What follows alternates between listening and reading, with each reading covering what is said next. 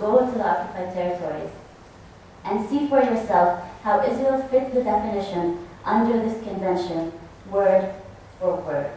Of course, we don't use comparisons to say they're exact comparisons, but they are very useful.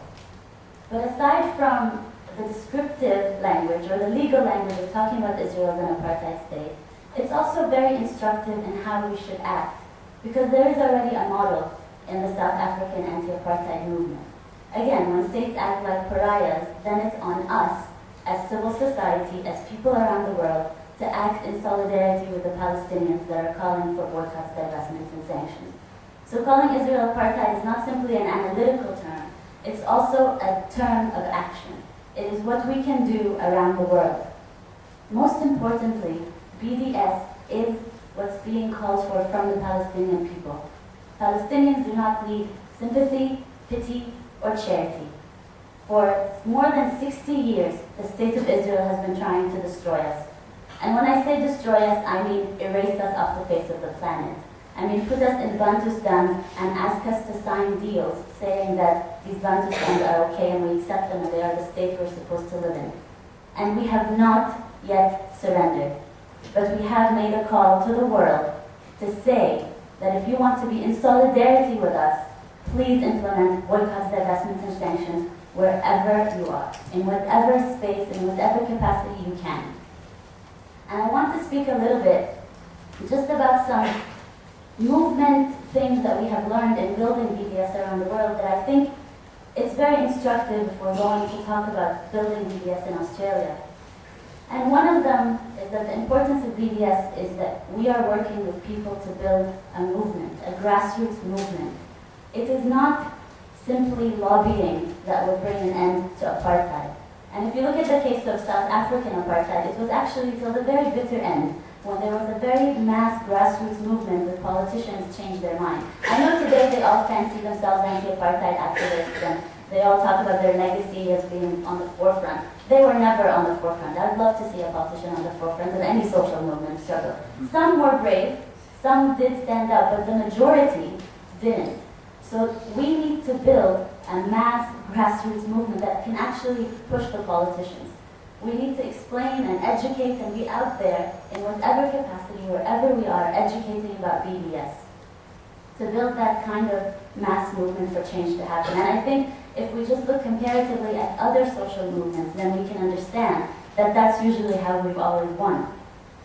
A second principle we need to follow is non-sectarianism. And we live in the real world, and I want to be realistic. Around the world, a lot of progressive struggles are rampant with sectarianism, where every group wants to claim the issue, or the acronyms of the group need to be what all the actions are organized under, or the banner of the group needs to be the banner that's leading the march that's about the issue. Please, for the sake of Palestinians and for the sake of building movements that will actually be, I'll use an academic term, counter-hegemonic or oppositional in any way, we need not to be sectarian. We need to work together. The Palestinians came together, every faction, every political party, every trade union organization, every student movement came together in a very non-sectarian way to make this call to the world.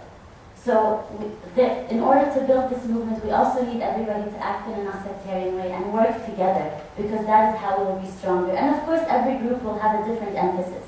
Some groups would like to work more on lobbying, some groups would like to work more on demonstrations. That is fine, as long as we keep the BDS message central to the work we're doing, and we work together in unity. Because no matter how wonderful the acronym is, no matter how great the dedicated activists in the group are, it's not, the life of a Palestinian child should be worth a lot more. And the call from Palestinians should be worth a lot more.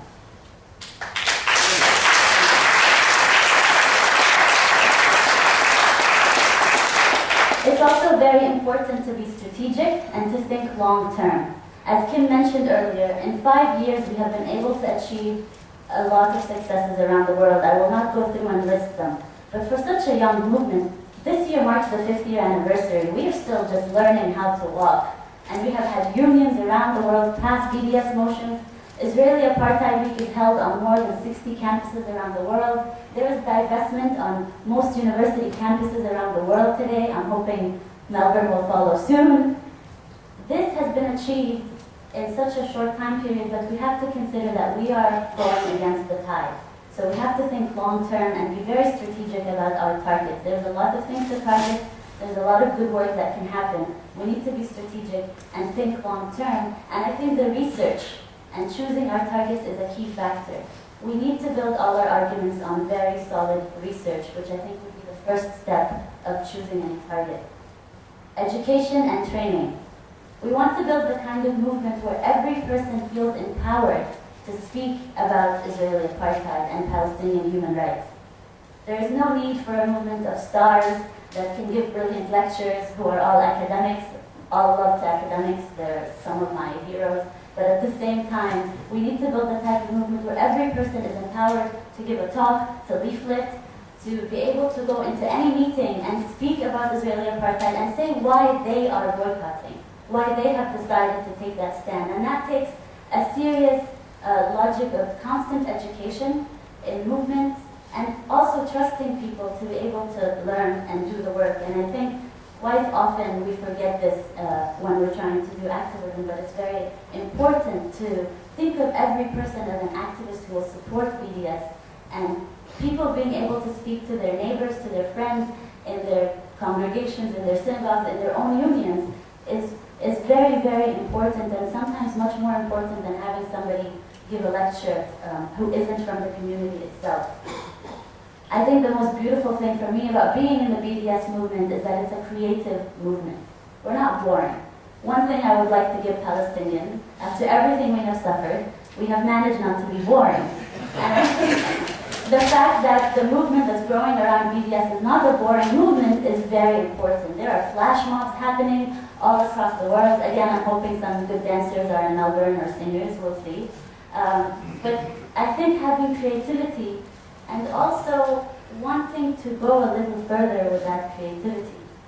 Some of the best actions I heard about against South African apartheid actually happened in Australia around the sports boycott. And I'm sure there's a lot of people in this room that can speak to that a lot better than I can. And it's that legacy that we need to remember. I know Australia's got it, so by the end of this conference, I hope a lot of creative ideas will come out. And finally, on the backlash. Yes, there will be a backlash. And if you weren't getting a backlash, I would frankly say you're doing something wrong. Because if you're building an oppositional movement and if you're standing up against governments that are supporting apartheid, if you are standing up against war profiteers that are profiting from apartheid, then they will oppose you. Of course there's going to be a backlash, and any good movement is going to have a backlash. The point is not to let the backlash stop us. It is to be prepared, to know our arguments, and that's why every single person needs to know the arguments and be able to articulate it themselves. But the important part is not to let that backlash stop us and not to obsess over it. Many times